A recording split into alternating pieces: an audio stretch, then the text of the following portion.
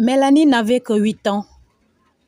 8 petites années de vie, mais déjà, elle avait connu plus de tristesse qu'un vieillard de 100 ans. Elle avait perdu son père, puis sa mère. En un souffle, en un malheur, elle se retrouva seule, seule comme une feuille emportée par le vent. On dit dans le village, l'orphelin dort, mais ses rêves n'ont pas de gardien. Et c'était vrai. Quand Mélanie dormait, il n'y avait personne pour l'aborder. Quand elle pleurait, personne pour essuyer ses larmes. Quand elle tombait, personne pour la relever. Elle vivait chez une tante, bonne femme, mais débordée par sa propre famille. Alors Mélanie apprit à se lever seule, à s'habiller seule, à cacher ses larmes derrière un sourire forcé. À l'école, Mélanie aimait observer ses camarades.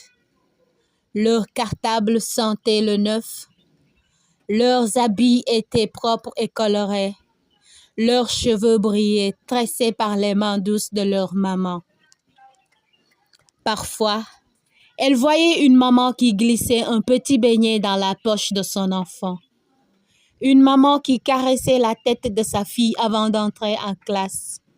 Une maman qui attendait à la sortie les bras ouverts. Alors Mélanie serrait son cahier contre sa poitrine, comme pour se donner un câlin à elle-même. Un jour, à la récréation, une camarade trébucha et tomba lourdement. Son genou saignait. Elle cria de douleur.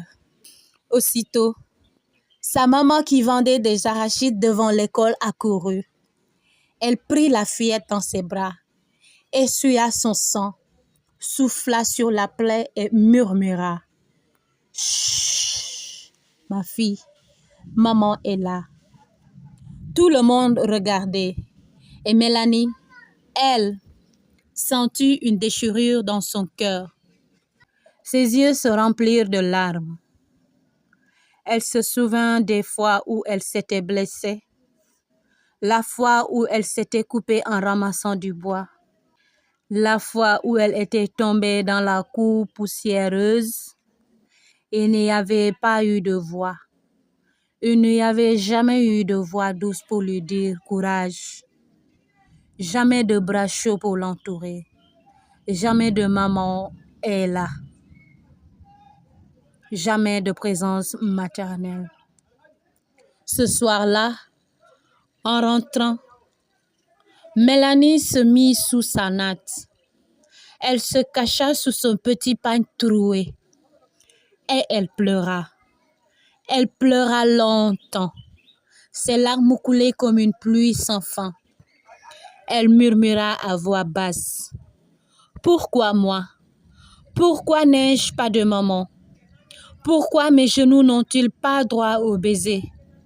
Pourquoi mes blessures restent-elles seules? » Mais le ciel resta silencieux. Pourtant, au milieu de sa douleur, une petite lumière jaillit dans son cœur, comme une voix secrète qui lui dit « Tu n'as pas de maman pour t'aimer, mais tu as un cœur, Mélanie, un cœur qui peut aimer. » Alors, Mélanie fit une promesse. Elle écrivit dans son petit cahier d'écolier « Moi, Mélanie, je deviendrai le sourire que je n'ai pas reçu. Je deviendrai la main tendue que je n'ai pas eue. Je deviendrai la maman des autres, même sans en avoir encore. » Dès le lendemain, Mélanie changea. Elle ne pouvait pas effacer son manque, mais elle pouvait combler celui des autres. Quand un camarade tombait, c'est elle qui soufflait sur la plaie. Quand une amie pleurait, c'est elle qui prêtait son épaule. Quand un enfant n'avait pas de goûter, c'est elle qui partageait son pain sec en deux.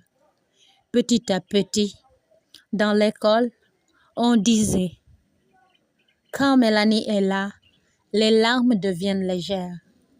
Elle devient le rayon de soleil des autres. Les parents du village finissent par remarquer. Un jour, une vieille femme dit « Cet enfant qui n'a plus de mère est en train de devenir la mère de tous. » Et les sages conclurent « Un cœur qui a souffert sait mieux que quiconque comment guérir les autres. » Mélanie grandit avec cette force.